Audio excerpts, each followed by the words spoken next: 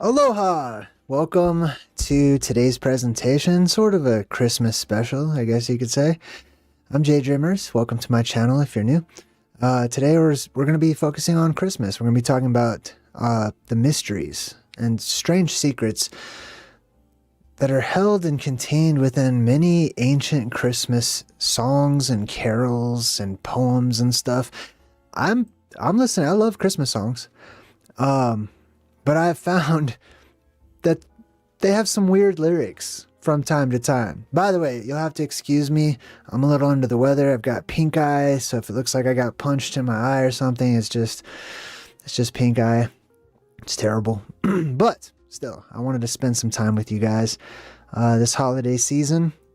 And I thought I would start off. I have a whole list of Christmas songs that I'm going to go over, and I'm going to be explaining to you how they're related to the apocalypse and why Christmas used to be more of a scary time than it is more of a festive, celebratory time. But I'm in the chat, and I'm going to start off by taking questions in the chat. So if you have a question, just like Dana Smith does, just type in J at J or at JayDreamerZ. Try to get my attention. Dana says, Jay, did you ever check if the snow that recently fell was real or fake chemicals? No, I didn't really check to see. Sometimes it snows Dippin' Dots. Like, I don't know if how else to explain it. I call it government snow. And it's when there's a lot of particulates in the air, usually whenever they're spraying and there's, you know, heavy metals and things that are in the air, and the moisture will attract to those in all directions, and it creates these little spherical snow. So I call it government snow. Happy Friday. What's up, Jason Banks? I see you in the chat. Good to see you. Grand Rising, Champ Soprano. Good to see you. Java Lang. What's up? Happy Holidays. Happy Holidays is also code for HH, which is code for 88. And if you watch my channel enough, hopefully you understand the symbolism of the number 88. What's up, everybody? Good to see you in the chat. If anybody has any questions, that's how we're going to begin today's presentation. And then once we get a few more people to join us, then I'll go ahead and get into the songs that I have pre-selected. And I'll be exposing some of the weird lyrics to some of these Christmas songs. If you guys have any questions at all about Christmas, if you want to ask me my personal thoughts on things, you're free to do that. You know, we can discuss, is Christmas pagan? Is it evil? Is it good? Is Santa the devil? I mean, I've seen all kinds of videos. And I have lots of thoughts about those things. So feel free to prompt me and give me a question in the chat. What's up, Jeeps? Good to see you. Happy holidays. Let's see. I'm just going through the chat right now. Let's see what we got. Oh, fake chemical snow, says Grimy. Wow. What is my favorite Christmas song, personally? I don't know. I like a lot of them. Man. There's a lot of, I like the older ones. I don't like a lot of the modern Christmas music. I like the older ones. I don't have a lot of favorites, man. I like all of them. I'm not a big favorite kind of person when it comes to some stuff. I like all of them. Ray Pyron, 55. What's up? Good to see you. Feliz Navidad. Every time I hear Feliz Navidad, I think of, I used to listen to, why is my camera so low? You guys ever listen to Dr. Demento? Or like Weird Al Yankovic? So there's this song that's a parody of Feliz Navidad, and it's like a Mexican dude, and he's singing, Police stole my car. Police stole my car. It always cracks me up. My hair looks weird today. Oh well. Usually I wear a hat. My patented black hat. But because I have the pink eye going on and stuff, and I didn't feel like messing with any hats or anything. 88 seems to mean a lot of things, says Ryan Holtman. That's right. You know, it can mean an infinite number of things to an infinite number of people. I personally have my own theory, and I feel like it's a damn good one.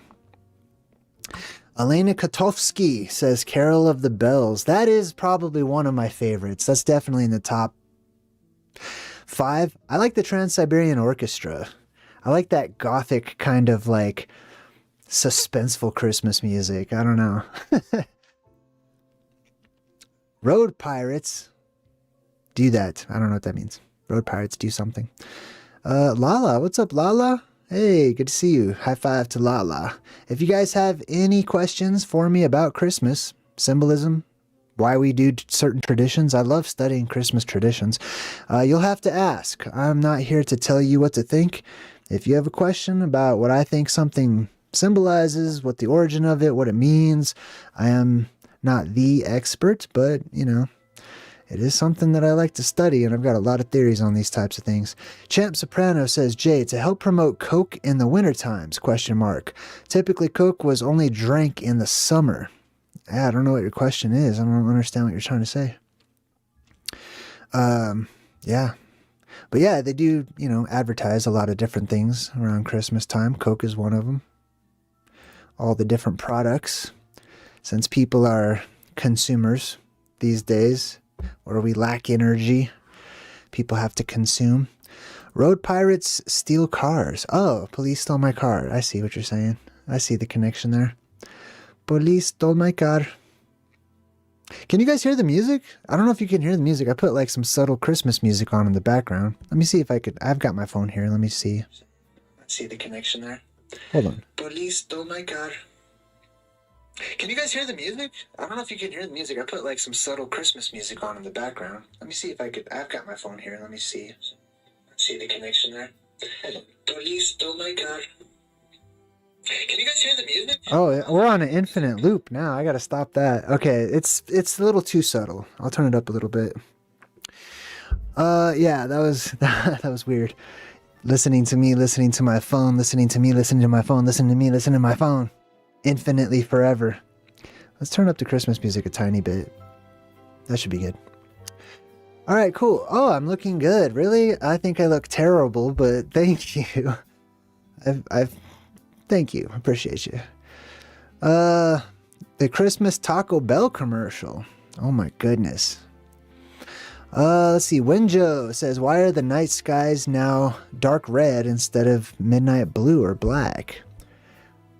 I'm not sure. Where are you coming in from? They're probably, you know, different in different places, I would assume. But I do know that the auroras, which is the glory that's talking about oftentimes in Christmas songs, the auroras have been reaching pretty far lately. Lala likes Michael Bublé. Nobody has any actual questions about Christmas or Christmas stuff, traditions, or any of the things you see? Nothing? That's crazy. It's crazy. To me, this always happens. Like anytime that I'm like, hey, I'm available if you guys want to ask me a question, it's few and far between anybody can think of a question. The second I'm done live streaming, I swear I'll get like 20 emails. And people are like, oh my God, I have to ask you. I want to know. You know? I don't know. Maybe it's because I'm spur of the moment. I don't tell people a week in advance like, hey, I'm going to do this. I just do it. I mean, that's why it's nice to hit the bell, you know, be subscribed and hit the bell and stuff, especially on my channel. Oh, thanks, Lala. It's good to see you too. Champ Soprano says, Jay, Coke inventing Santa Claus or Kris Kringle or both? No, I don't think Coke invented any of them, actually.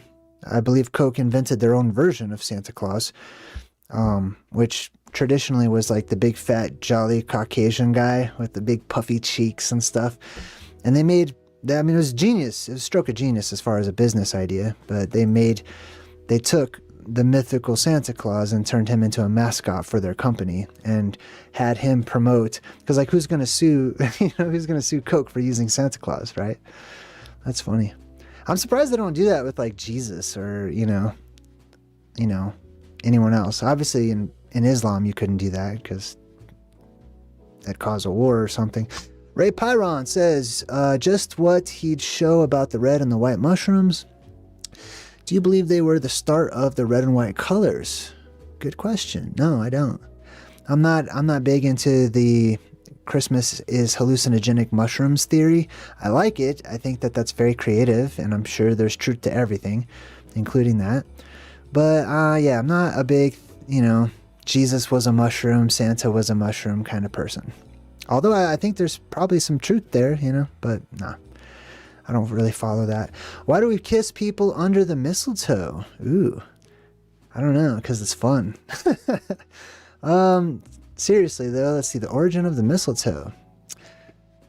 I've never thought about that. That's a really good one. You stumped me on that one. Why do we kiss people under mistletoe? It's supposed to be poisonous, right? Isn't it? Mistletoe is poisonous? I don't know. That's a good one though. I might look that one up myself. It's mostly about Yule. Well, I don't know. What do you mean by Yule? What do you think Yule means? I looked up the word Yule earlier, and it says it's a word of uncertain origin, which means it's up for grabs. You tell me what you think Yule means. I mean, traditionally they'll just say Yule means Christmas or whatever, but that's not the meaning of the actual word, etymologically speaking. If we're looking up the origin of the word, Yule does not mean Christmas whatsoever. It means something else, but the word became lost because of the association that it had with Christmas. So that's an interesting study. Remember to type in J at J or at JayDreamerZ if you can. Otherwise, I might not see your comment. Just so you know. We got Grimy. Grimy's in the chat. What's up, Grimy? Says, Jay, what do you think about the Yule log? Ooh, I like that question. So I believe that people light fires, and I have a whole section about this on my website.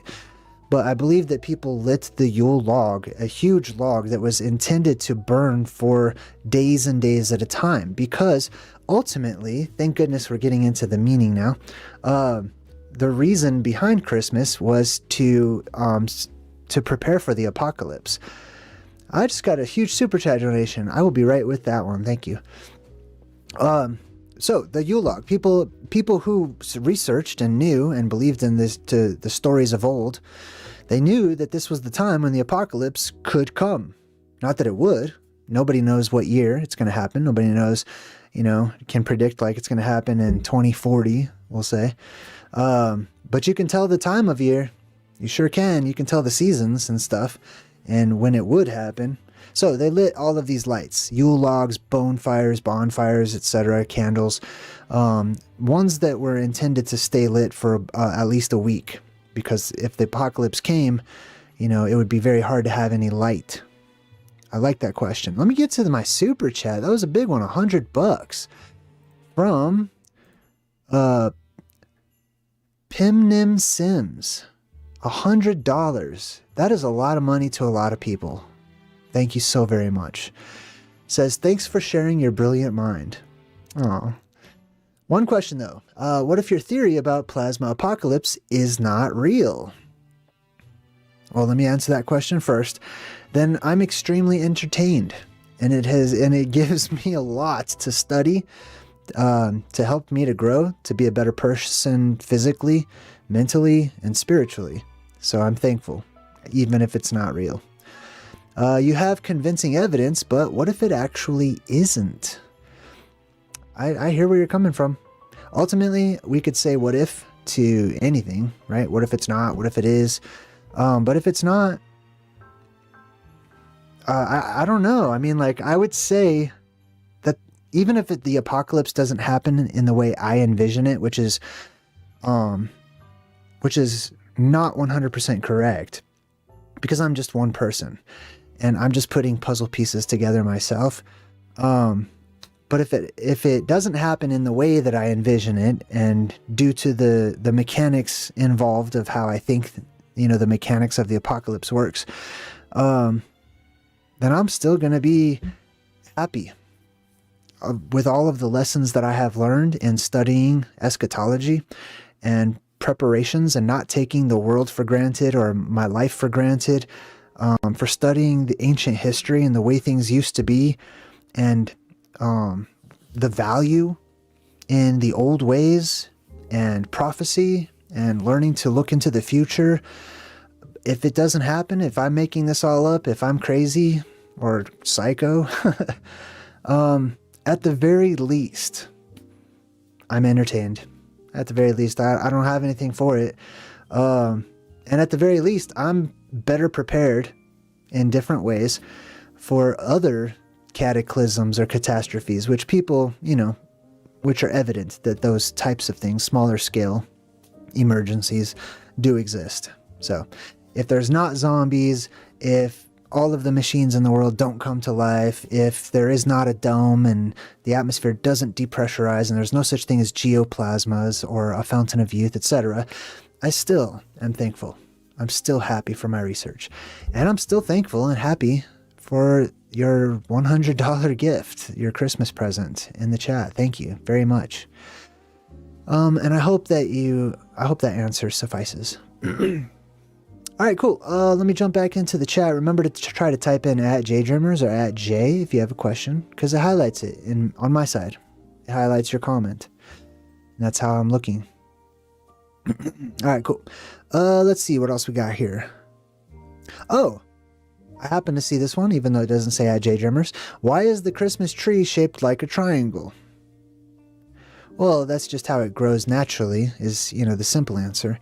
But the symbolism behind it is what the tree represents. Now, this gets exciting to me personally, because I feel pretty confident about what the actual Christmas tree represents. The Christmas tree, as I'm going to share with you later on when I share this ancient poem from the Dark Ages about Christmas and the Christmas tree, is Jesus.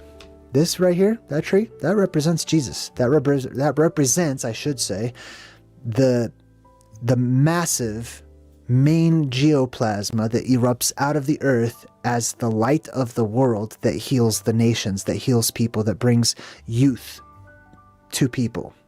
It's the fountain of youth. Okay, that's what this represents. That beam shoots up and it gets smaller and smaller as it gets further and further away. So if you're close to it, it will look like a path or something leading up to a star in the sky. All these ornaments, these are going to be all kinds of different things flying around it during the atmospheric depressurization. You'll have fire truck ornaments up there in the sky. You'll have people ornaments floating around. You'll have little explosions and twinkles and lights and all kinds of stuff that will surround that central pillar and that central beam. And then they will all slowly fall back down to the ground as presents that lay at the feet of the tree, surrounding the camp of the saints, surrounding New Jerusalem, etc. And it won't really be presents, they'll just be trash. It'll be leftover junk and debris. But it'll be valuable to a lot of people in the post-apocalyptic world, so they're going to go through and sift through all of that trash and debris and junk. Tammy George, what's up, Tammy George? Good to see you. Welcome to the chat. Try to type in @JayDreamerZ. I might not see your comment, or at least @Jay. Is the camp of the saints in the North Pole? Yes. And are Antarctica, and if you can ask one question at a time, I'd appreciate it. And it's because I get overwhelmed with like compound questions. And are Antarctica and the North Pole the same place? No. So Antarctica, the South Pole, is directly above the North Pole, because it's a part of the dome. So the apex dome that droops down over the North Pole, that's the actual South Pole magnetically speaking. But yeah, the Camp of the Saints is totally the circular land at the North Pole, as portrayed on maps from the Dark Ages and medieval times. Champ Soprano's in the chat and says, Jay, Anamita Miss Rai believed the red mushrooms. Very nice. Thank you. All right. We got Java Lang 716 who says, Jay, thanks for the info. That makes sense. You're super welcome.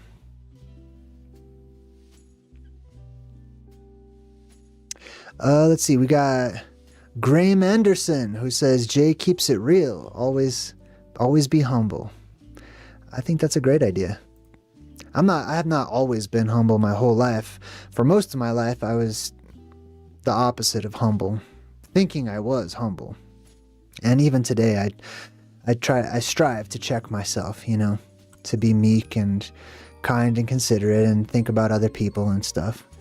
Pimnim Sims says, JayDreamerZ, thanks. That was a beautiful response. I've been struggling with with all the what ifs lately. Yeah, no problem.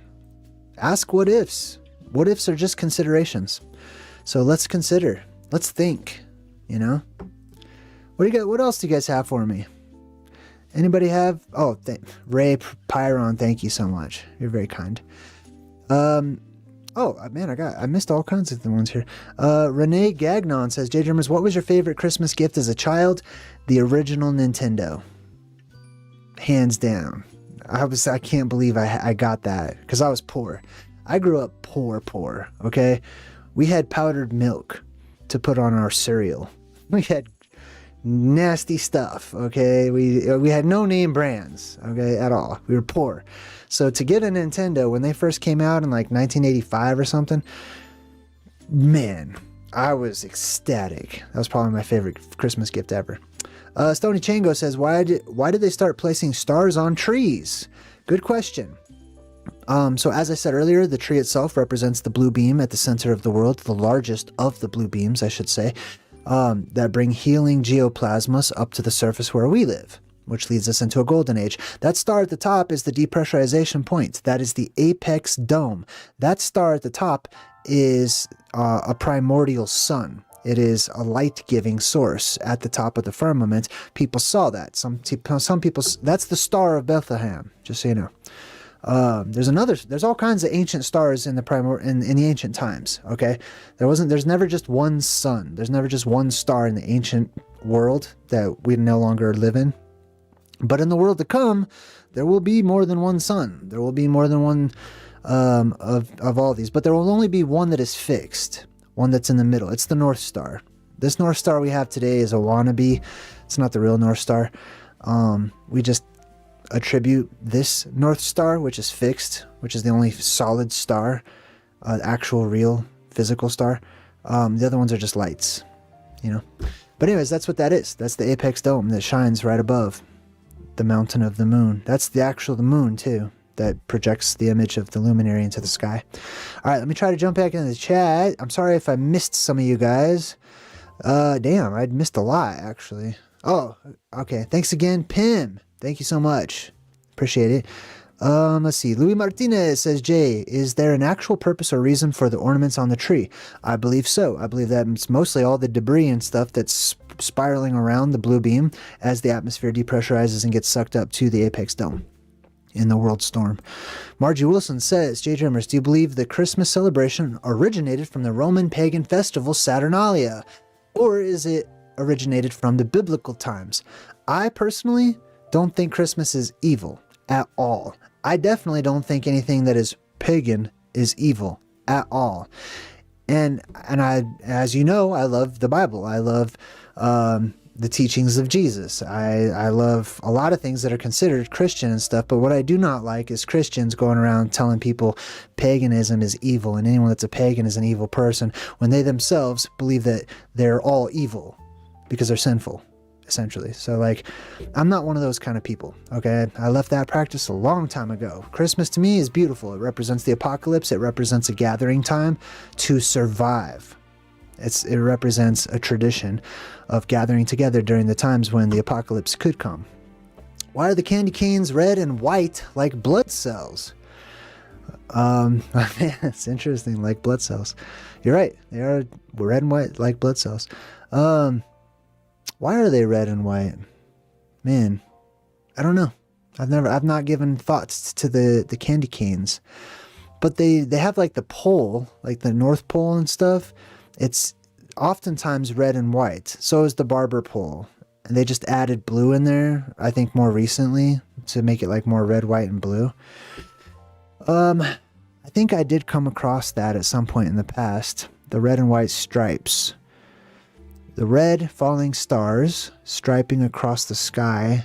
White? Man, I don't know. I'm just thinking, I'm just brainstorming. I got a super chat. Hey, who was that? Count Saber Bear says, you're a legend, Jay. Sorry I couldn't tip more. I love the streams. All power to you. Hey, thank you so very much. $5 goes a long way, or £5 or whatever the symbol for the money was there. Thank you very much. Hey, you could have given me nothing. You could have not even said anything. I appreciate you. Thank you. All right. Let me jump back. I'm going to catch up in the chat. I'm so sorry. Let me try to, if I miss your question, just retype it. Let's see. We got, I'm looking for @JayDreamerZ, or @J. Ray says, why is the North Star fixed? That North Star up there, the one above the Christmas tree, is fixed because it's the apex dome. It's a part of the physical sky, or the firmament, as it's traditionally known as. That's why it's fixed. It doesn't move in the sky. It's not a light. It gives off light, but it's a part of the firmament itself. Let's see. We got The Journey. That's a cool name. Says, Jay, why do reindeer have involved in this conversation? Why? I'm not sure. What would you like to know about reindeer? It sounds like you might be from another country, and I applaud your attempt at English. Or maybe it's a cell phone. Sometimes it's real hard. Smartphones with autocorrect, they mess it up all the time. All right, who else we got? And then, why does Krampus look evil?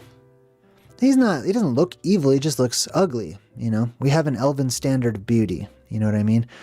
And when the elves themselves, including Santa or whoever, you know, they'll get old, but it takes hundreds and hundreds of years for them to actually grow old or whatever.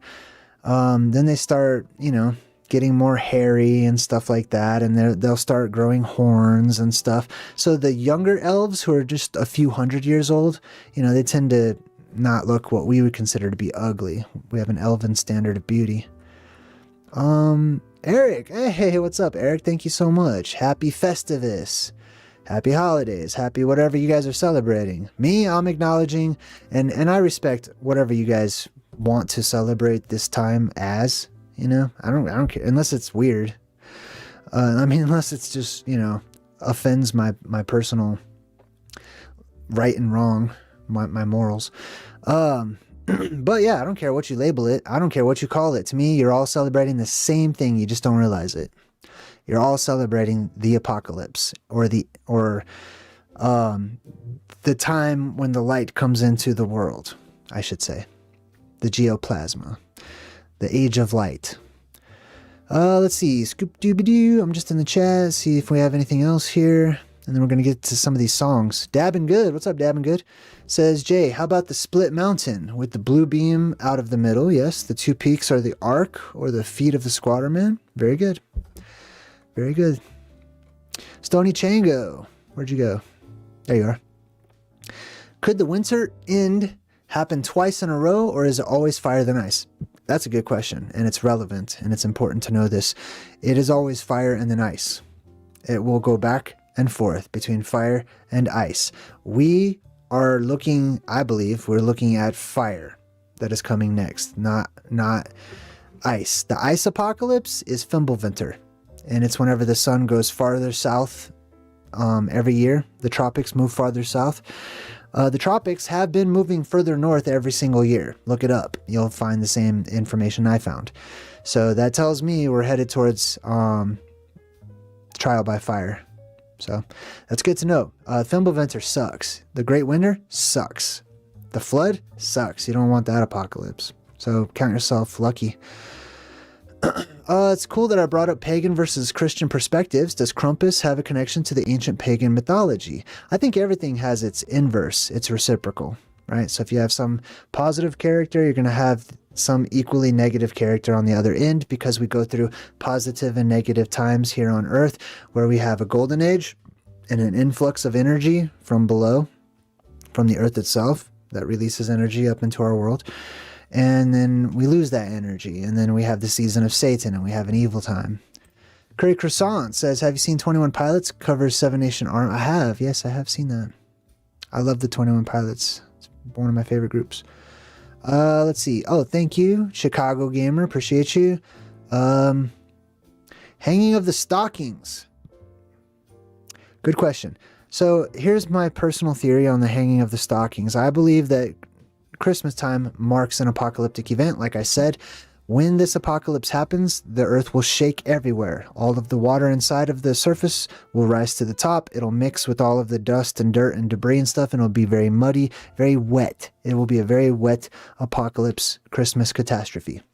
So people, when they're out and about walking around, most people are not probably going to get caught off guard. They're not going to have, like fly fishing boots on or anything like that. They're going to get wet socks. And it's very important. If you've ever been in the military, you know how, or if you've ever been a hiker or anything, you know how important it is to keep your socks dry, because it can mess up your feet bad to walk long distances in wet socks. So naturally, I believe people are going to build fires and try to dry out their socks and hang them by the fire. And that's all I think that's about. Scoop-doo-ba-doo. Let me jump back in the chat here. Java says, I wonder if the wreath represents Jesus's crown of thorns. Ooh, that's a good one. That's a good one. I like that theory. I also think that people tend to decorate their house in the ancient times with things that would actually repel or trap electrical activity or plasma. So they would create circuits and stuff, just like dream catchers and stuff like that. I think they were used to trap plasma and electricity. Mac! Yo, what's up, Mac? High five. Good to see you. Happy winter solstice, my friend. Alright, cool. I'll take a couple more and then we're going to jump into some Christmas songs and decode them, basically. Uncommon Truth Shaman. What's up, dude? Jay talks about the red plasma cleansing of the earth. Very good. Alright, cool. Let's jump into some Christmas songs, shall we? Alright, so I'm going to share with you some of the strange things I found in some Christmas music right now. Thank you for hanging out.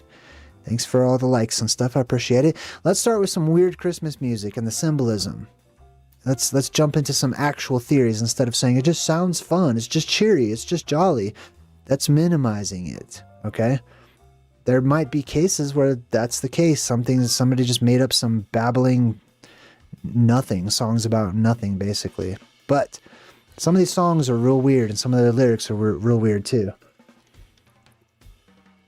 Let's start with Rudolph. Rudolph the Red-Nosed Reindeer. Now, I'm going to tell you right now, that star at the very top of the tree, I believe it's going to be a red star, or glowing red. Maybe some other colors like a fringe of blue around it, but red for the most part. That'll be what people think is Nibiru. And that is Rudolph's nose glowing. Now, the interesting thing about the Rudolph song is it says, right? Rudolph he's a hero. Let me bring my chat up just in case. All right, so why is Rudolph a hero? They needed his red glowing nose. For what purpose, right? To light the sleigh. Santa can't use his magic to like light up the night or whatever. It says, then one foggy Christmas Eve, right? Then one foggy Christmas Eve. Keep in mind, Santa goes around the entire earth. So it's foggy everywhere on earth on Christmas Eve. And they need this light to light the way.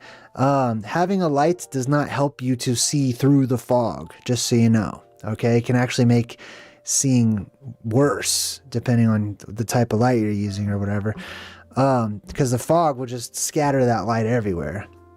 But anyways, my point is, it's not. You can say it's just a children's song. You can say that all you want to till you're blue in the face. And we're going to talk about being blue in the face when we get to Elvis's Christmas music. But yeah, dude, the reason that it's foggy everywhere on Earth on Christmas Eve, and people see a red glowing nose, which is also Frosty's nose, is because the atmosphere has depressurized. When you have rapid depressurization, you have fog instantly. You have mist that rolls in. So, that is Rudolph. Then one foggy Christmas Eve, right? Why is it foggy on Christmas Eve? It shouldn't even be foggy. In many places on Earth, there's just no need for it to be foggy. If anything, it would have made more sense if they said, then one snowy Christmas Eve, if you're in the Northern Hemisphere. All right. The most wonderful time of the year. It's the most wonderful time of the year. I love all these songs, just so you know. There'll be scary ghost stories and tales of the glories of Christmases long, long ago. I can't sing. There'll be scary ghost stories. Why do they say that? Right? Why? This should be a Halloween song. There's a lot of connections between Halloween and Christmas, okay? They're not too far off from one another. There'll be scary ghost stories and tales of the glories of Christmases long, long ago. Listen, there'll be scary ghost stories because this is a ghost apocalypse. All the energy that comes to the surface where we are, the necropolis, which is at the North Pole, which is under the North Pole, that's the land of the dead. That's where all the energy is attracted to, is that giant magnet, just like your magnets. I mean, your compasses are all pointing north, right? Spirits are also attracted to the same thing because they're energy. So they're all going to be traveling northwards towards the necropolis, which is the city of the dead, or Abraham's bosom, etc. And when that underworld depressurizes, all of those ghosts will be released from their containment unit. Right? I'm thinking of Ghostbusters. It's the same thing. And yeah, you'll see ghosts everywhere. You'll see spirits. You'll see floating balls of light, just like how Glinda the Good Witch is portrayed. She's a ball of energy. She's a ball of light, and then she turns into a lady. But anyways, yeah, it's ghost time. So it says there'll be scary ghost stories and tales of the glories. Tales of the glories. You might think initially that means like tales of like awesome Christmases, awesome times. Like glory is just like an awesome whatever. It's not. In ancient times, glory meant glowing. It meant irradiating light. Tales of the glories. You might as well say lights. Strange lights, interesting lights, mysterious lights from Christmases long, long ago. This is a repeating cycle that people see glowing, or the glory, around Christmas time. They see the glowing arrive on Earth. All right, hold on. I want to like move my chat. Oh, I got a super chat from Nagagato. Oh, hey, high five. Thank you so much, Nagagato, with the super chat Christmas present. I honestly wasn't even expecting any like super chats or anything. That's awesome. What a bonus. What a fun time for me, at least, and for you guys too. I appreciate it. I'm poor. I appreciate all the donations. All right, let's jump back in here. We're talking about Christmas songs and the strange lyrics that they have. We went over Rudolph. We talked about the most wonderful time of the year. There's one that's lesser known. It's called In the Bleak Midwinter. It goes like this. In the Bleak Midwinter. This was by the way, Rudolph came out in 1939. The Most Wonderful Time of the Year. I don't have a year. I don't have a time for that one. Maybe you guys can look it up and let me know. What's up, Kimberly? In the Bleak Midwinter, this is a poem, a winter Christmas poem that was written in 1872. I love these carols, these old carols. In the bleak midwinter, frosty wind made moan. Earth stood hard as iron, water like a stone. Snow had fallen, snow on snow on snow in the bleak midwinter long ago. This is a Christmas poem. What's up with all this snow stuff when Jesus was born, right?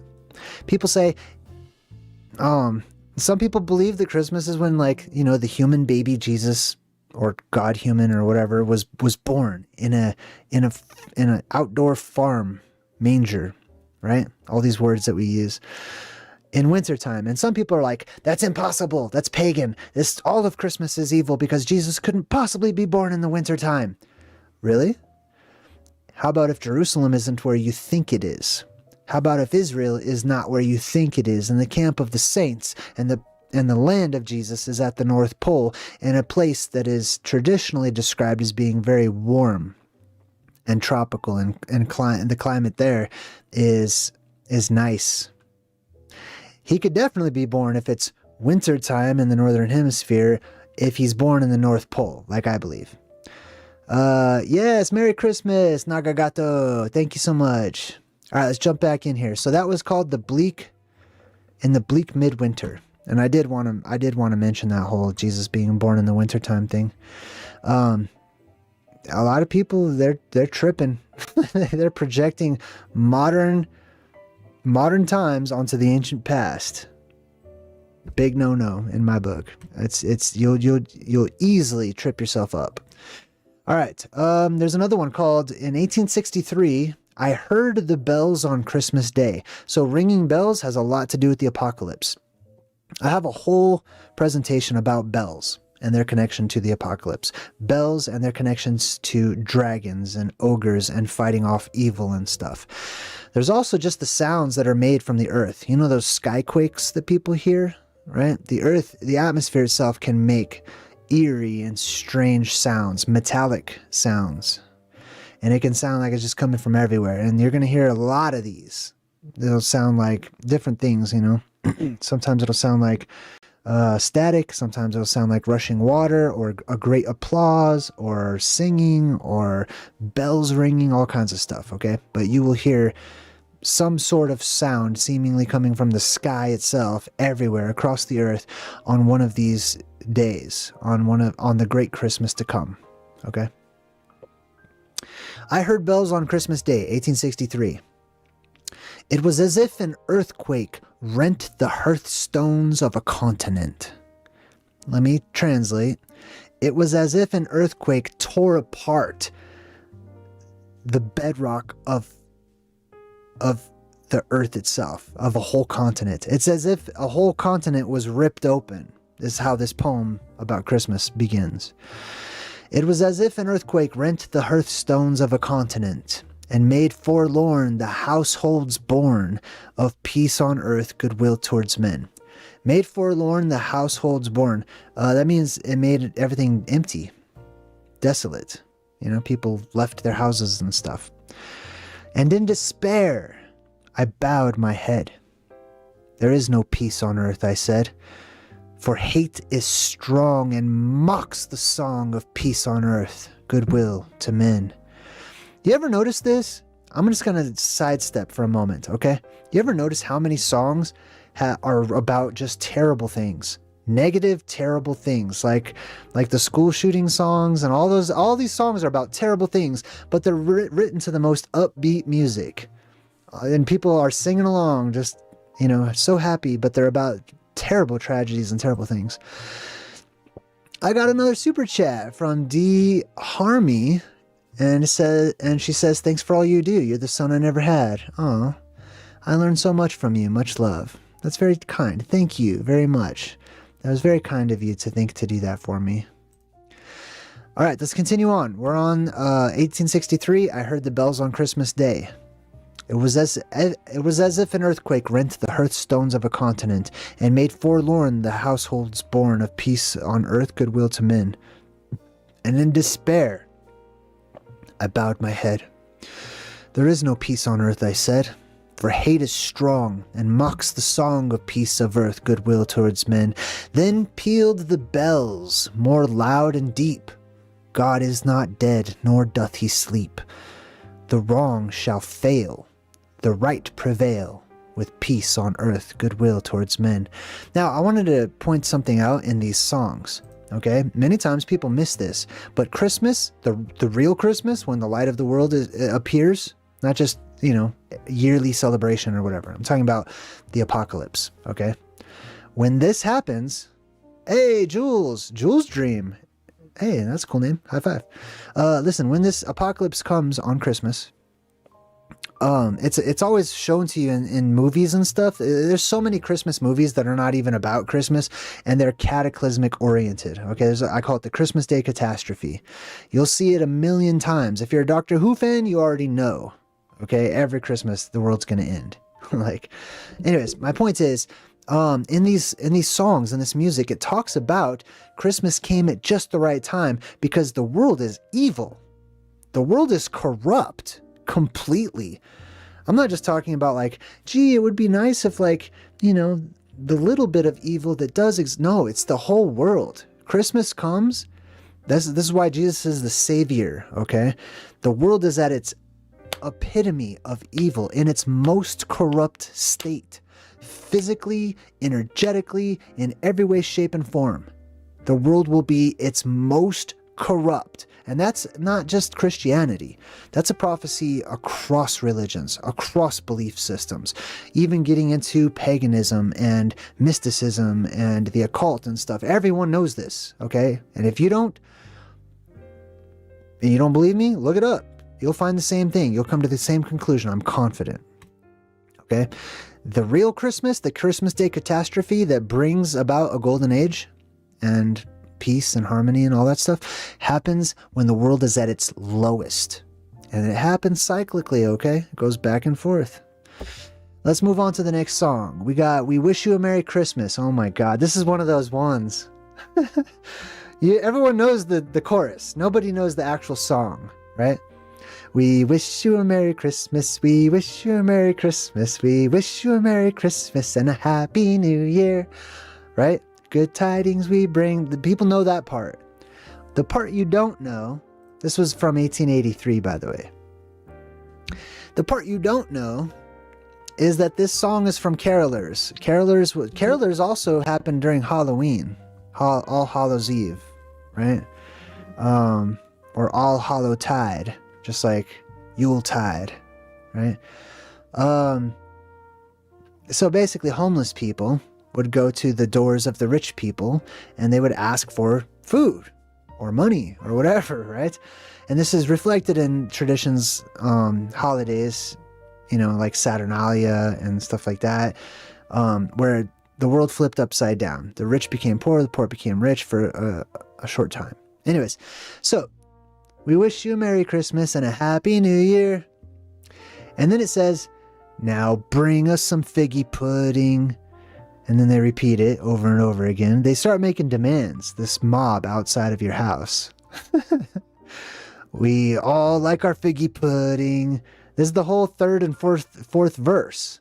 We won't go until we get some. We won't go until we get some. These people really wanted some figgy pudding, or they needed some figgy pudding. Why is this? Is it just whimsical? Or is there substance to it? I think there's substance because I think it's related to the apocalypse. And, people that still have a home or have found a home or have made a post-apocalyptic home or built a castle or whatever it may be. And then you have these people wandering around in the muck and the mud, which these lyrics will tell you that they did. And they're begging and they're asking and they're almost threatening. It's almost like trick or treat, right? Same thing. You know what figgy pudding is made out of traditionally, originally? Here's the ingredients: breadcrumbs, eggs, brown sugar, dried fruit, suet, or suet, I don't know how to pronounce this word, S-U-E-T. It's basically animal fat, pure fat. Spices, and some type of alcohol. Now, you could mix these ingredients together to make pudding, right? But if you have an abundance of this stuff so much that crowds are gathering around your house asking for some, maybe you have so much because you're using it for a different reason. You can put these same ingredients together and make a candle. You can. With the fat, and you can use the dried up fruit and stuff as a makeshift wick, and the alcohol to get the fire started and stuff. People can easily make little balls and make a little makeshift candle, and people need light. Just throwing an idea out there. How about Silent Night? Silent Night. 1818. That's when the song was written. Holy night. All is calm. All is bright. Why is everything so quiet on Christmas? Oh, it's nighttime. So it's probably snowing somewhere, and it's the snow is an insulator, and so it's quieter when it snows. Okay, possibly, but it doesn't snow everywhere on Earth at Christmas time. And it's not even nighttime everywhere on Earth at Christmas time. So, on the apocalypse, on the original Christmas, it will be nighttime for everyone on Earth. The lights will go out. The sun will go out. The moon will go dark. The stars will not give their light. It will be night, truly, for everyone on Earth. And it's going to be quiet. When the atmosphere depressurizes, it's going to create a vacuum before the storm kicks in and the winds pick up. But it's going to be about, I don't know, I think the Bible says 30 minutes of silence. Silent night, holy night, all is calm, all is bright. Round yon virgin, mother and child. That's interesting. You might think round because like Mary's still pregnant looking. She's got a round belly or something. That's not what it means. It means around. Around the virgin mother and child. What is around the virgin mother and child? They're talking about gathering around the infant mother and child on Christmas. Not just on a past Christmas, on a future Christmas. There will be a type of Mary. There will be a type of Jesus that is the light that's born out of the earth and stuff. And it says, sleep in heavenly peace. Sleep in heavenly peace. And then it says, silent night, holy night. Darkness flies. All is light. This is at nighttime. That's the name of the song, Silent Night. But in the lyrics, it says darkness flies, as in darkness flees, it leaves, there is no darkness. All is light. There will be light everywhere when the light of the world appears. These are geoplasmas in pillars that shoot up out of the earth. And this is the age of light. This is, in the grand scheme of things, the day arriving, right? The great day. We live in the great night, as far as lengthy periods of time goes, as far as epics or epochs, however you want to say that. How about jingle bells? Jingle bells, right? Jingle bells, jingle all the way. 1857. Everybody knows the first verse. It sounds so chipper and cheerful. Jingle bells, jingle bells. This is how modern music works, right? But do you know the rest of the song? A day or two ago, I thought I'd take a ride, and soon Miss Fanny Bright was seated by my side.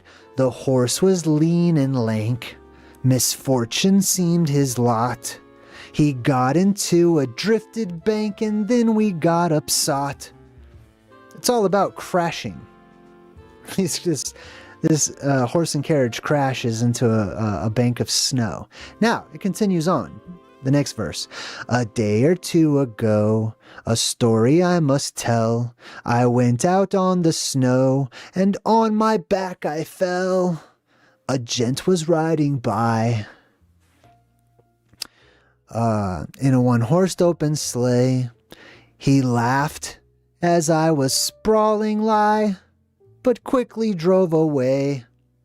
This dude fell and hurt his back on the ice in the snow. Some guy in a one-horse sleigh passes him up and laughs at him and takes off and doesn't even help him out.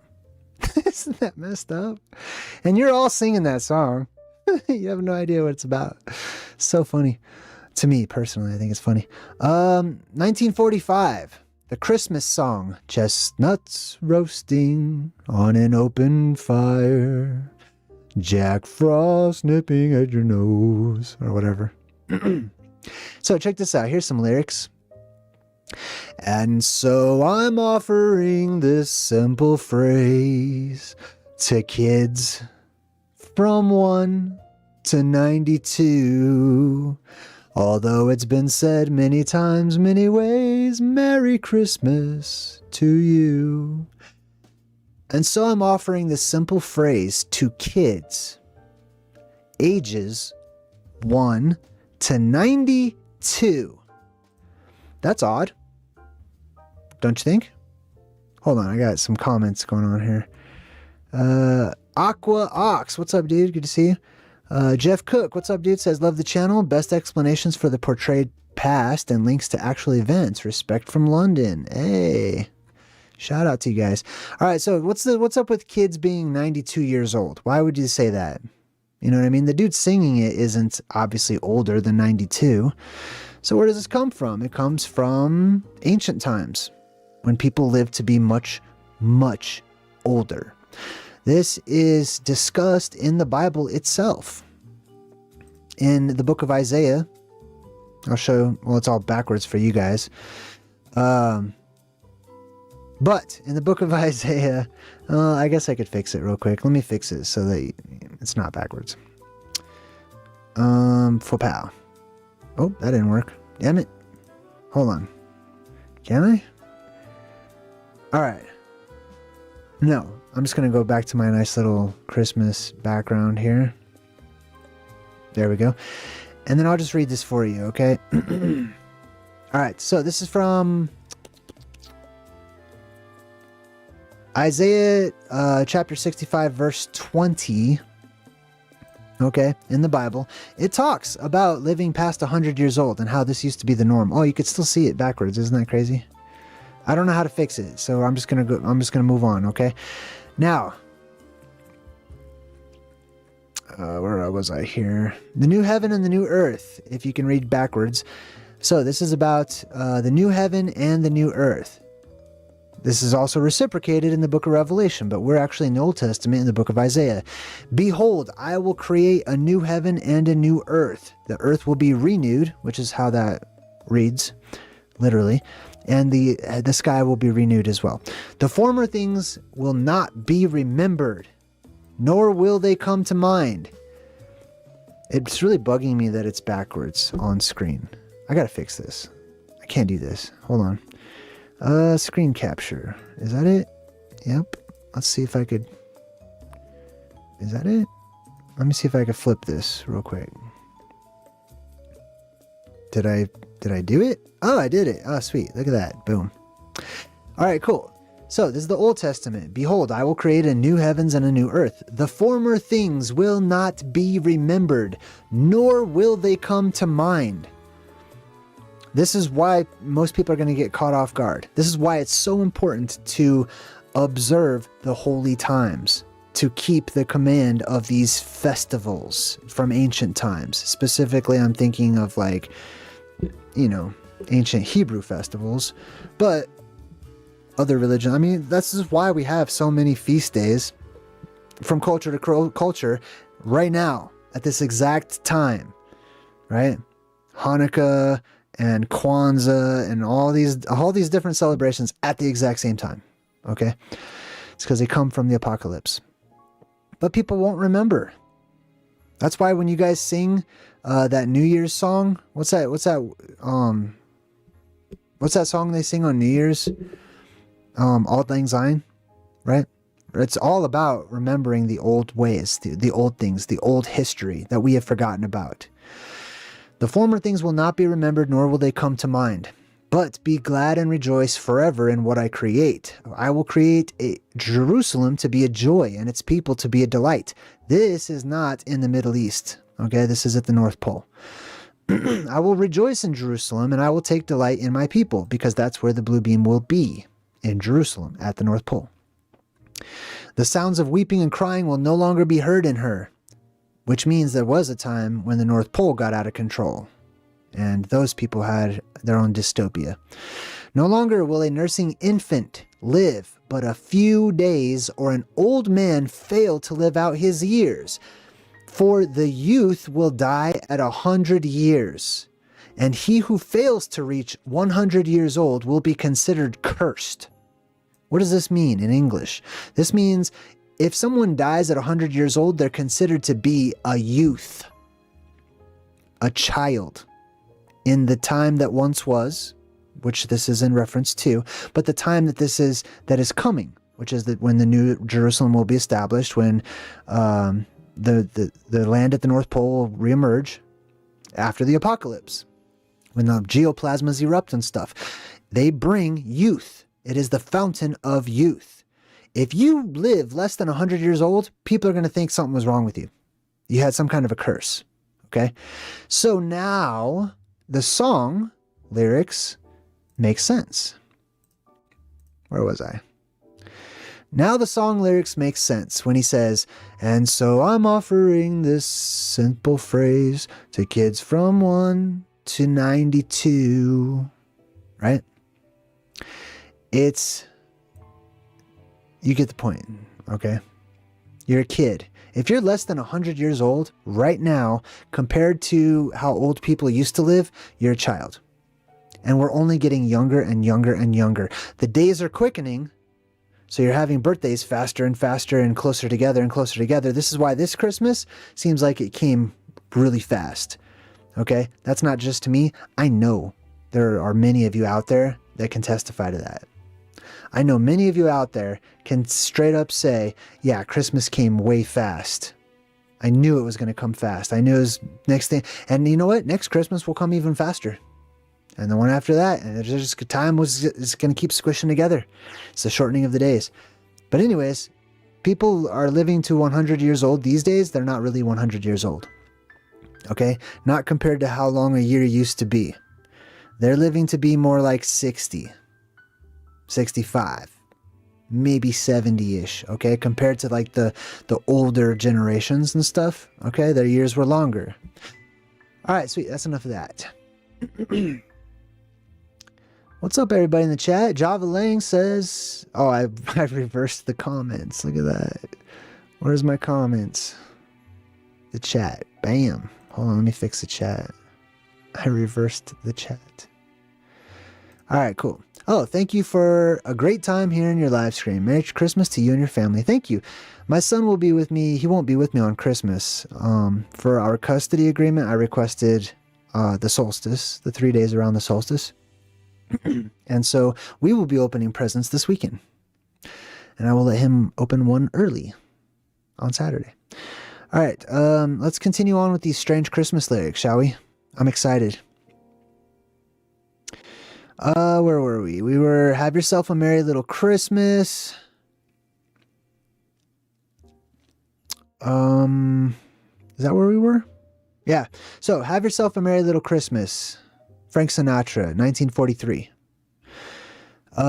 Here we are as in olden days, happy golden days of yore. That's terrible. Here we are as in olden days. Those happy golden days of yore. Yore does not mean like yours. It means like a very, very, very long time ago. Here we are, right here, right now, on some sort of special Christmas, not yearly Christmas, okay? Here we are as in the olden days, not as in last year.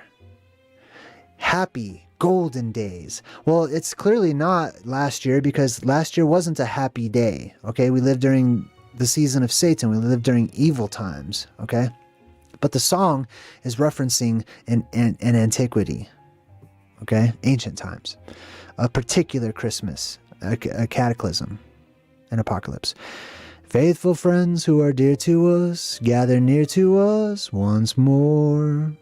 Through the years, we all will be together, if the fates allow. Well, that's interesting. Doesn't that sound apocalyptic? Right? Through the years, we'll all be together, if the fates allow. There's always these three fates.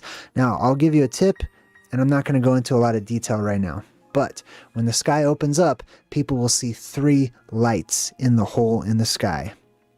Those are the three wise men. I did triple quotes. You see that for the three wise men?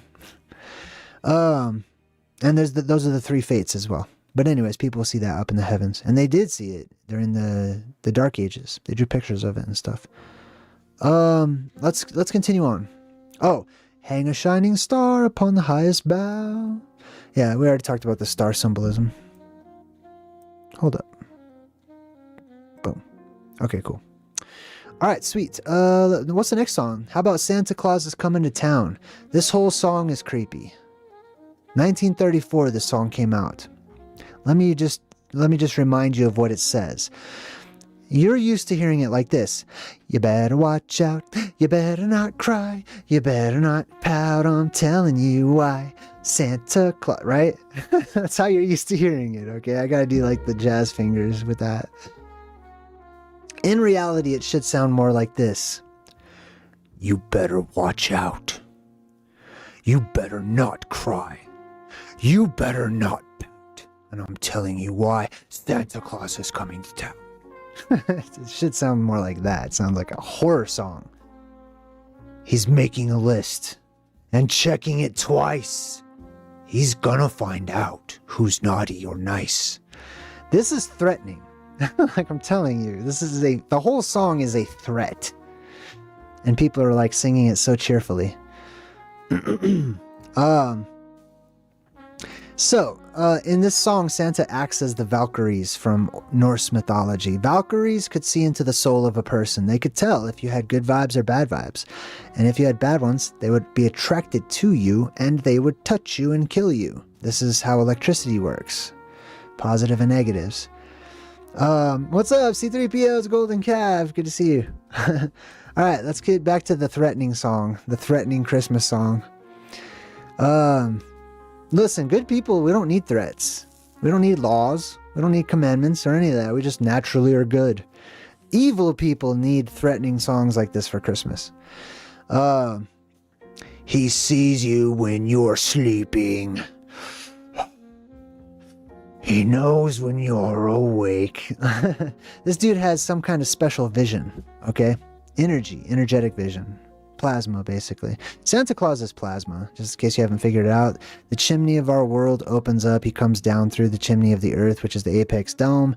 You know, he can come into your house if it's open too, because plasma will come in through the cracks and crevices. That's why the Hebrews were commanded to shut their windows and their doors and stuff, because plasma's physical. Okay, so it's not going to get through into your house if it's all locked up and sealed.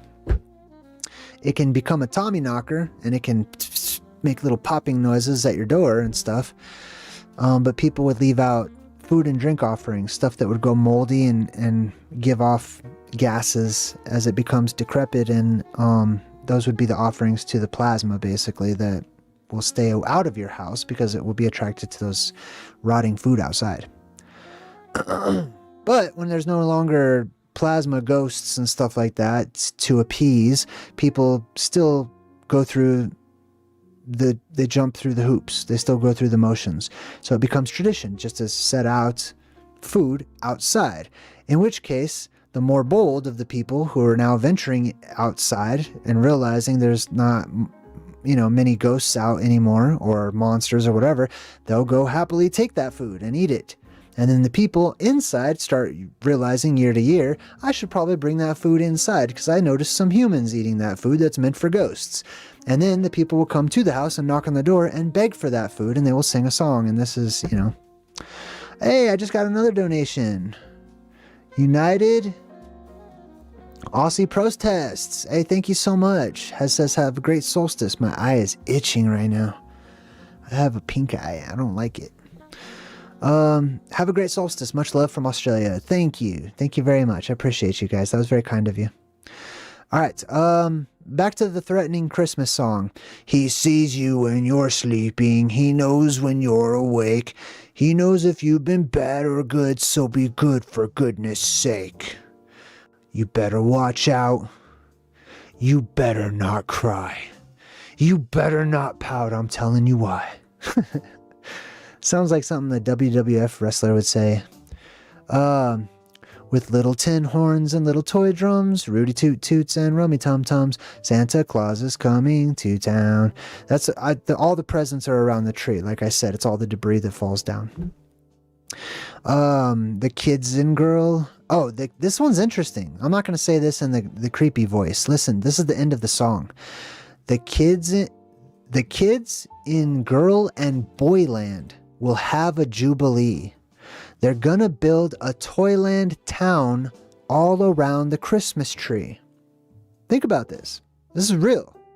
Okay? This is not just poetic ways of talking. You can interpret it that way if you want to. Okay? I'm gonna be literal. The kids, which we already established who kids are. Okay? All the survivors of the apocalypse will be children.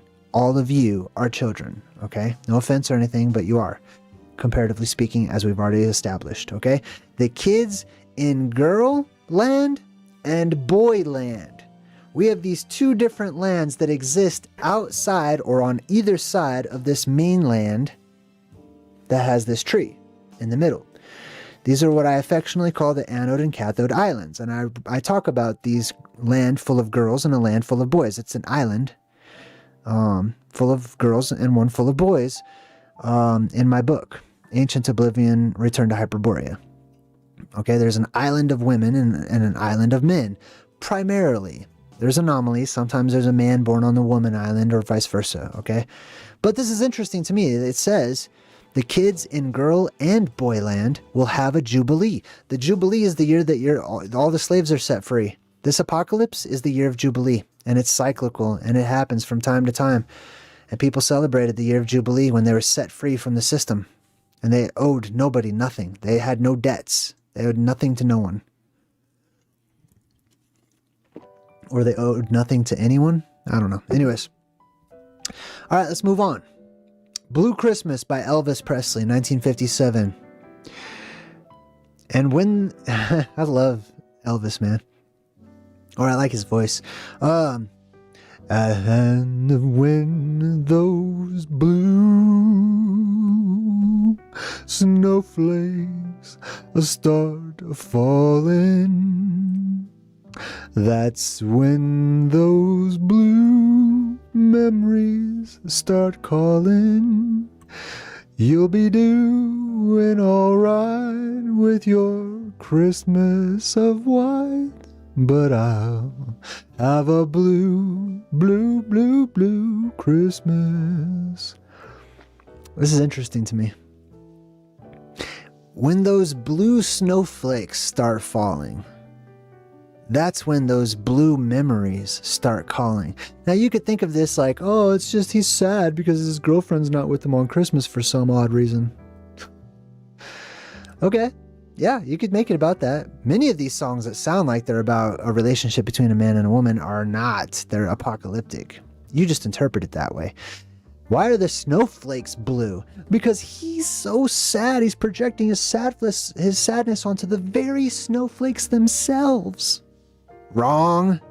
The snowflakes are blue because they're near a beam of light that is blue. That turns the white snowflakes blue because they're reflecting the blue light. That's when those blue memories start calling. Your mind is going to be, your memories are going to be jogged by this influx of energy into the atmosphere, okay?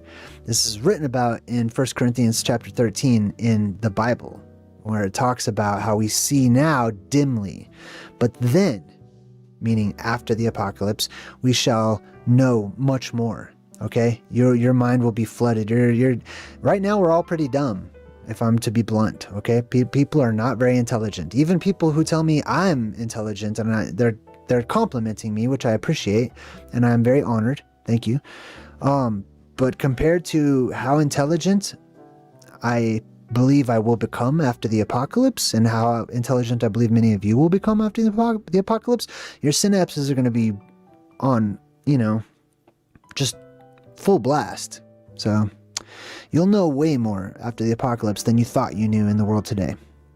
Especially when you realize the truth of, academia is basically upside down. All right, next up, it's beginning to look a lot like Christmas, 1951. It's beginning to look a lot like Christmas. The line I want to point out is the creepiest line of the song, and it's sad, to me personally. And Mom and Dad can hardly wait for school to start again. Ah, ha, ha, ha, ha, ha, ha, ha, ha, ha, ha, ha, ha. That's how that comes across to me every time I hear that crap. I hate that line. Everyone's laughing. Like, ha ha ha, I can't stand my kids too. I can't wait for my kids to go back to school so I don't have to be around them. They're brats. They deserve to get smacked. Dude, what the hell is wrong with you evil satanic people these days? Maybe you have satanic kids, I don't know. But if so, they're your offspring.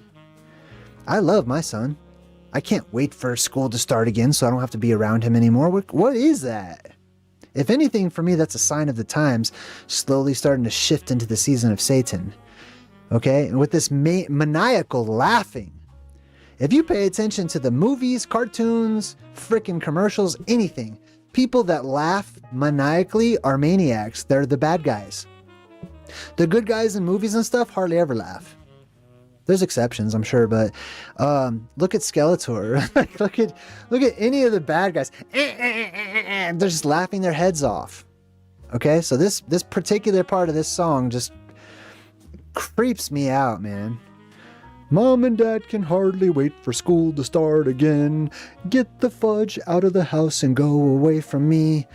I don't love my children and I want them to disappear. Like, that's all I hear. It's just sad to me. Anyways, let's move on. Joy to the World, written in 1719. Joy to the world, the Savior's here, or whatever. I don't know all the lyrics, but I'm going to point point out some of these lyrics to Joy to the World. Joy to the earth, the Savior reigns, our mortal songs employ. While fields and floods, rocks and hills and plains. I don't know the melody, so I'm just going to say it, okay? Joy to the earth, the Savior reigns, our mortal songs employ. While fields, floods, rocks, hills, and plains repeat the sounding joy. It's not just people. Christmas is not just for humans' hearts, the hearts of human beings and only human beings. Christmas is for the earth, okay? We're just humans, and in this particular time we live in, we're very selfish. We think that we're just the end-all, be-all of everything, but we're not, okay? The rocks cry out. The earth is celebrating because it's altogether changed and renewed, the earth itself. Joy to the world.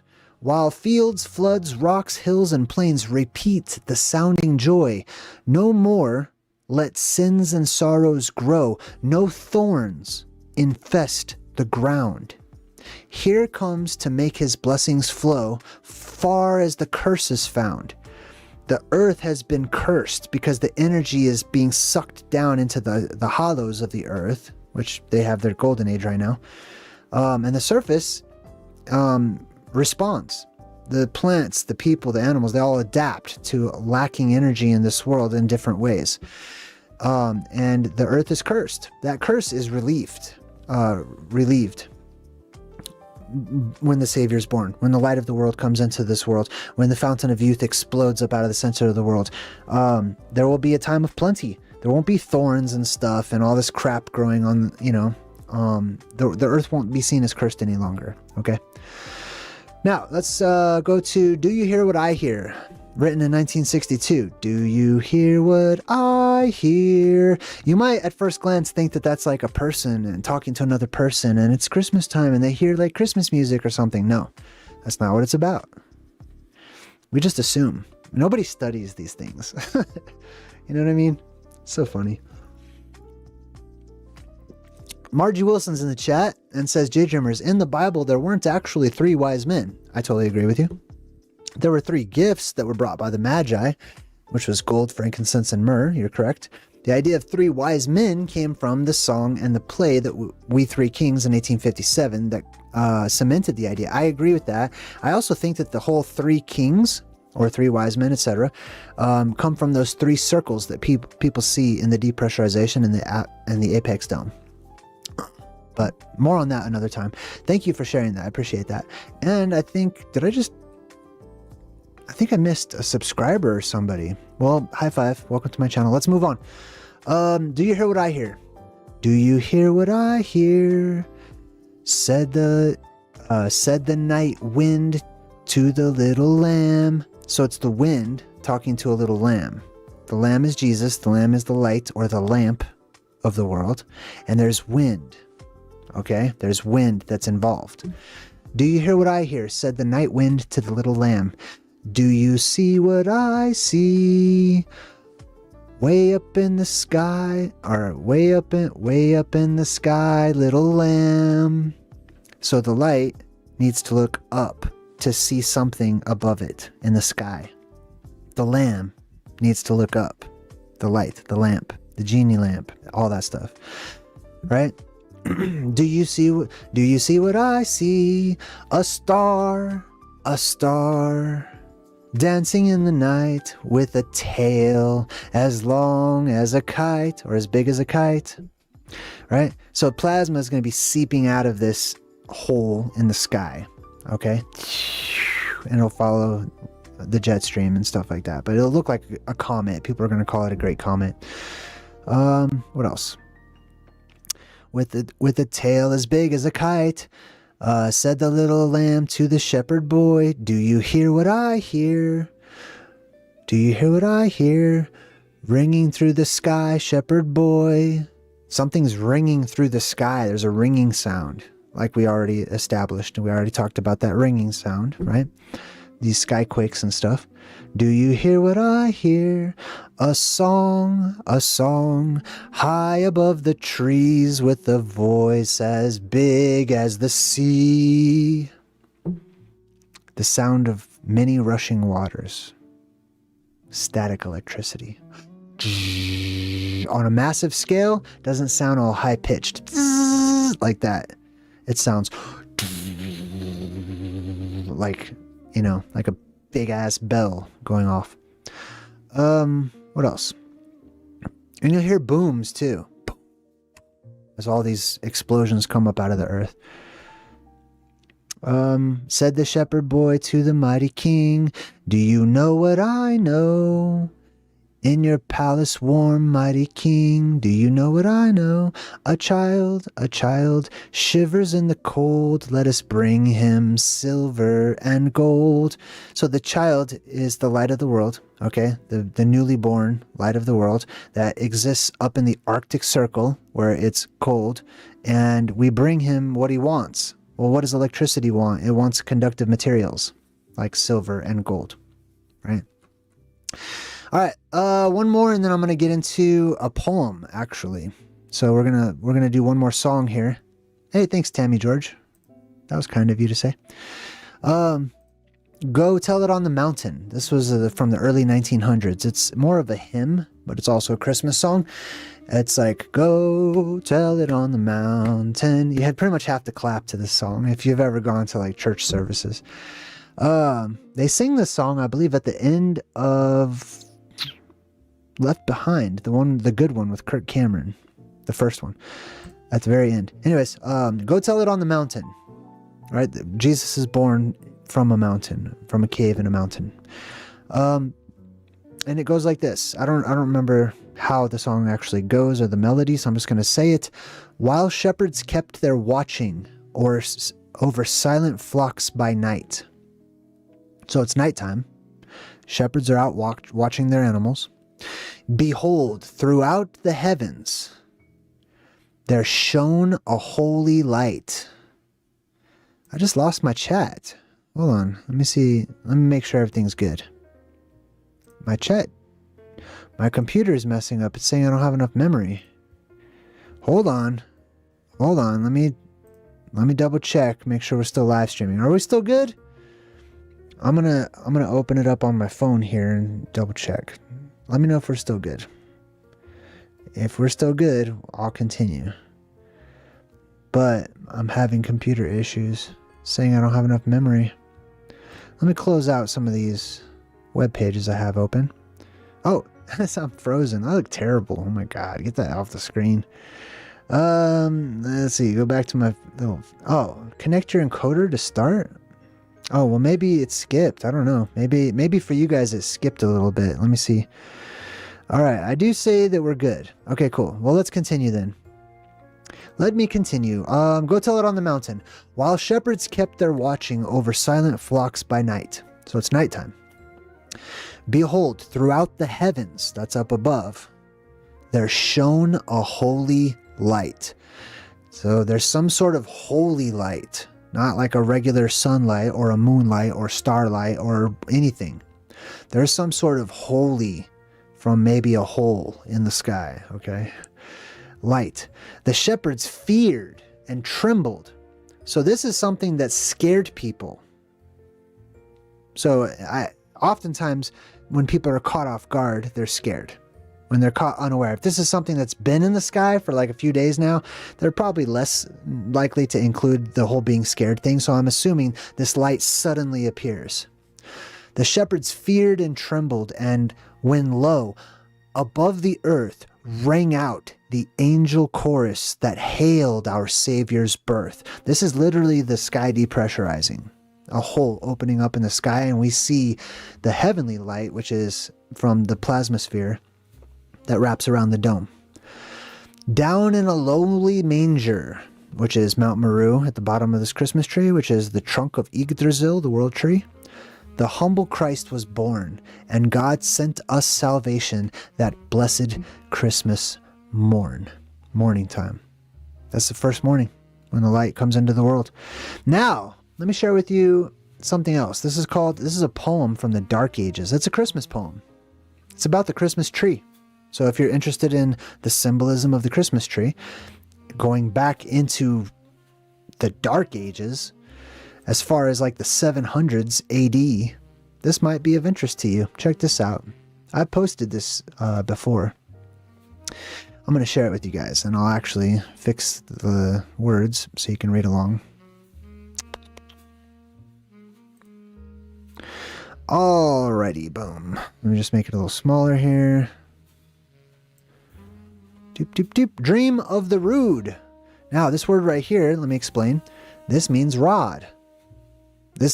Keep in mind, this is going to be about the Christmas tree, okay? People will associate this is called the Holy Rood. They associate this with the crucifix. There is no crucifix, though. It's just a beam. It's one line in the sky that goes all the way up until eventually it does separate towards the top. And there are instabilities as it continues and grows about. But initially, it's a beam of light. It's one line in the sky. It's a straight and narrow path from earth to heaven. Now, this is written by somebody that nobody knows.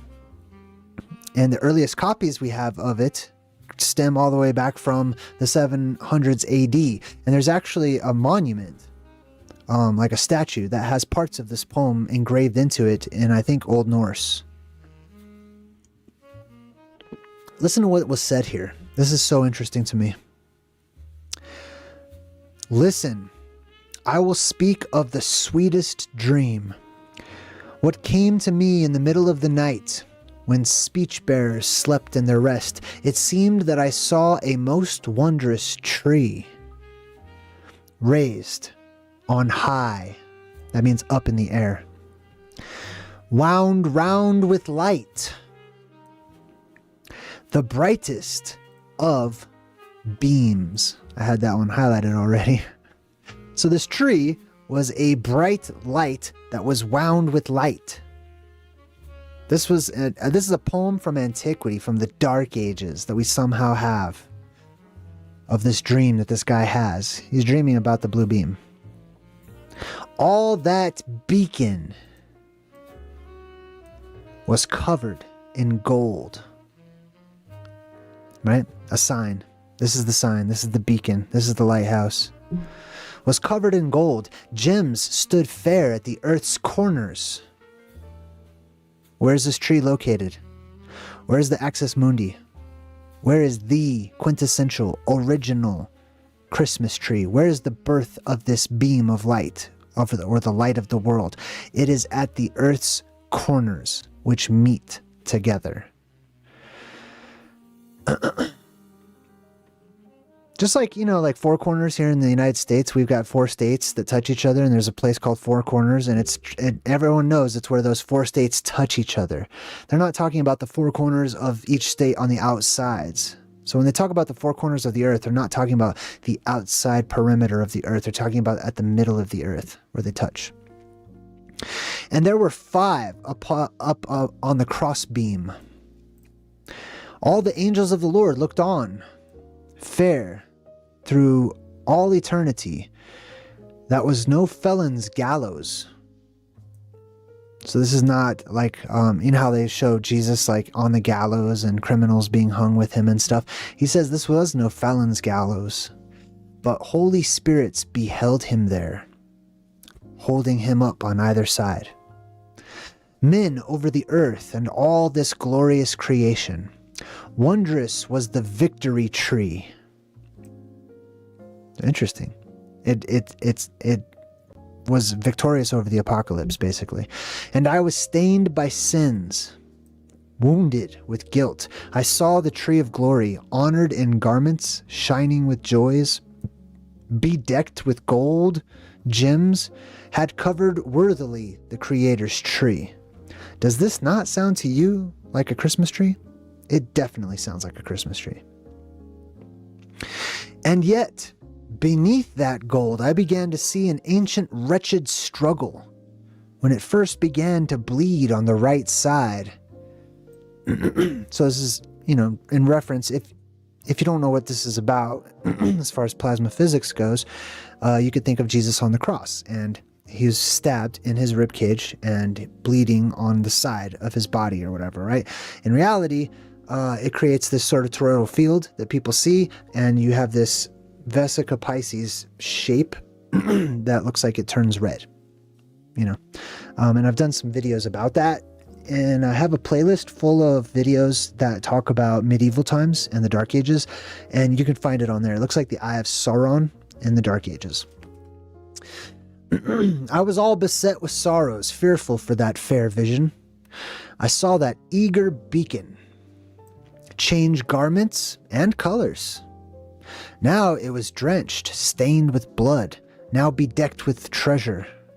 So this beam of light at the middle of the world is going to change colors based on the different types of gases that it encounters. There will be many types of gases released. This is also why the phoenix is multicolored.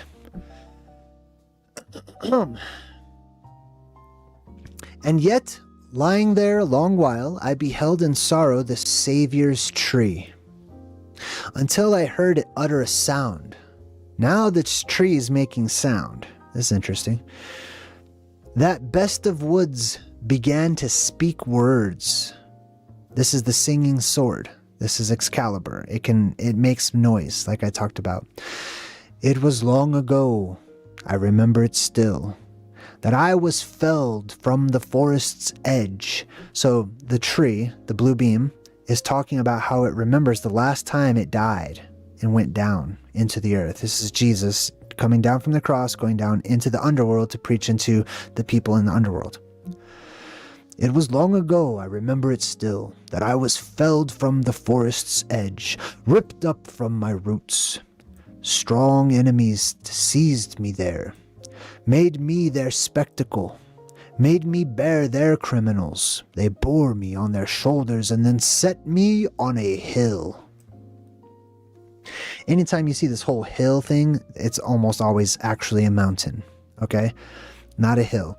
Not like a little hill, like all these hills that they're referencing all throughout the Bible and stuff, and your churches and stuff. When they're talking about these holy hills, they are gigantic mountains. They are not hills, okay? As we think of hills today. Like Jack and Jill going up a hill? No, that was Jack and Jill climbing up the freaking, mighty steps, basalt columns up this huge mountain. Anyways, they set me on a hill. Enemies enough fixed me fast. And then I saw the Lord of mankind hasten eagerly when he wanted to ascend upon me. I did not dare to break or bow down against the Lord's word when I saw the ends of the earth tremble. This tree, this Axis Mundi, this tree of Jesus, Odin's tree, Yggdrasil, etc., right, is at the ends of the earth. We already talked about the four corners. Now we have the ends of the earth. We can put these puzzle pieces together and figure out easily where this is. It's at the North Pole. Easily, I might have felled all of those enemies, and yet I stood fast. Then the young hero made ready. That was God Almighty. Strong and resolute, he ascended on the high gallows, brave in the sight of many when he wanted to ransom mankind. I trembled when he embraced me, but I dared not bow to the ground or fall to the earth's corners. I had to stand fast. I was reared as a cross. I raised up the mighty King, the Lord of heaven. I dared not lie down. They drove dark nails through me. The scars are still visible. Open wounds of hate. I dared not harm any of them. They mocked us both together. I was all drenched with blood flowing from that man's side after he had sent forth his spirit. Much have I endured on that hill of hostile fates. I saw the God of hosts cruelly stretched out. Darkness had covered with its clouds the ruler's corpse, that shining radiance. Shadows spread gray under the clouds. All creation wept, mourned the King's fall, Christ on the cross. And yet, afar, men came hastening to that noble one. I watched it all. I was beset with sorrow, yet I sank into their hands humbly, eagerly. There they took Almighty God, lifted him from his heavenly torment. The warriors then left me standing drenched in blood, all shot with arrows. I do want to comment on this whole shot with arrows thing. You'll see that many times if you look into antiquity. Famous stories of certain people being tortured in this particular manner. Okay? Being shot with arrows. And there's a good reason for that. If you look at the Tree of Life in antiquity, it has like a sort of aura around it, especially if you look at like the Akkadian, Babylonian, Sumerian Tree of Life. It's got like this aura around it with all these little spikes, like a bush. Or you could say arrows. Where was I? I'm like the Ent. This is like a talking Ent tree from the Lord of the Rings. They began to build a tomb for him in the sight of his slayer. They carved it from bright stone and set within the Lord of Victories. Now, the tomb of Jesus was carved from bright stone. Magnetite. Look that up. Okay?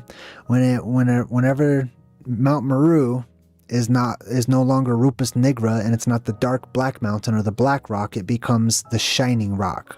Almost white looking or silvery. Okay? And that's because all that rust and stuff is eroded through electrolysis, and it gets rid of all the blackness from the Black Mountain. Where was I here? They began to sing a dirge for him, wretched at evening. When they wished to travel hence weary from the glorious Lord, he rested there with little company. As we stood there weeping, a long while fixed in our station, a song ascended from the warriors. The corpse grew cold, the fair lifehouse. Then they began to fell us all to the earth, a terrible fate. They dug for us a deep pit, and yet the Lord's Thanes, friends, found me there, adorned me with gold and silver. Now you can hear, my dear hero, that I have endured the work of evildoers, harsh sorrows. Now the time has come that far and wide they will honor me, men over the earth and all of this glorious creation, and pray to this sign. On me, the Son of God suffered for a time, and so glorious now I rise up under the heavens and am able to heal each of those who is in awe of me. This is the central tree, the central pillar of the world. Those nations come to it to receive healing. It's the fountain of youth. Where was I? I'm really getting in character. Lo, the King of Glory, guardian of heaven's kingdom, honored me over all of the trees of the forest, just as he has also, Almighty God, honored his mother Mary herself, above all womankind, for the sake of all men. Mary would be the actual physical mountain, or you could say the waters that surround that mountain. If I had a map right now, I could just show it to you, but just look up Gerard Mercator map of the Arctic, and boom, you'll see a perfect example of what I'm talking about. Now, I bid you, my beloved hero, that you reveal this vision to men. Tell them in words that is the tree of glory on which Almighty God suffered for mankind's many sins and Adam's ancient deeds. Death he tasted there, yet the Lord rose again with his great help to mankind. He ascended into heaven. He will come again to this middle earth to seek mankind on doomsday. Hold up. This is worth repeating. He will come again to this middle earth, the middle of the earth. If not a ball earth, a flat one in the middle of it, okay? That's the North Pole. On Doomsday, the day the dome opens, the day of the dome, okay? The depressurization, the plasma apocalypse. Almighty God, the Lord himself and his angels with him, and he will judge. He has the power of judgment, each one of them, as they have earned beforehand here in this loned life. No one there may be unafraid at the words which the ruler will speak. He will ask before the multitude where the man might be, who for the Lord's name would taste bitter death, as he did earlier on that tree. But they will tremble then, and little think what they might even begin to say to Christ. But no one there need be very afraid, who has borne in his breast the best of beacons. But through the cross we shall seek the kingdom, every soul from this earthly way, whoever thinks to rest with the ruler. What does this mean? This means if you truly have Jesus in your heart, okay? If you truly are a believer, if you truly are a person that has that good vibe energy in you, aka love, true love, then you have nothing to worry about, because this is all energetic. This is an energetic apocalypse. Now, you still might want to worry about like surviving, random debris that could possibly squish you, and like you don't want to, you're not invincible because you're a loving person. But when it comes to the energy that can kill you, it's attracted to negative people, right? This is just electrical principles. And then, that was the end of the trees discourse. So that was the tree, that was the world tree speaking about Jesus and the time when he held up Jesus and Jesus died, etc. And then I prayed to the tree with a happy heart, eagerly. There, where I was alone with little company, my spirit longed to start on that journey forth. It has felt so much longing. It is now my life's hope that I might seek the tree of victory alone, more often than all men, and honor it well. I wish that with all of my heart, and my hope of protection is fixed on the cross. I have few wealthy friends on earth, but they have all gone forth, fled from worldly joys, and sought the King of glory. They live now in heaven with the High Father and dwell in glory. And each day I look forward to the time when the cross of the Lord, on which I have looked while here on this earth, will fetch me from this loned life and bring me where there is great bliss and joy in heaven, where the Lord's host is seated at the feast with ceaseless bliss, and then set me where I may afterwards dwell in glory and have a share of joy fully with the saints. May the Lord be my friend. He who here on earth once suffered on the hanging tree for human sin. He ransomed us and gave us life, a heavenly home. Hope was renewed with cheer and bliss for all there who were burning there. The Son was successful on that journey, mighty and victorious, when he came with a multitude, a great host of souls, into God's kingdom, the one ruler almighty, the angels rejoicing, and all of the saints already in heaven, dwelling in glory when Almighty God, their ruler, returned to his rightful home. And that, although it might not sound like a poem, because it was originally written in a different language, is called The Dream of the Rood, about a Christmas tree. About the quintessential, original Christmas tree. That's my presentation that I have for you guys. I don't know where my chat went. I lost my chat earlier. Oh, I got Donna. Donna just gave me a super chat, looks like. Hold on, let me pop out my chat, see what's going on here. I just want to say, I'm gonna say goodbye to you guys. I'm gonna see what you guys think of today's presentation.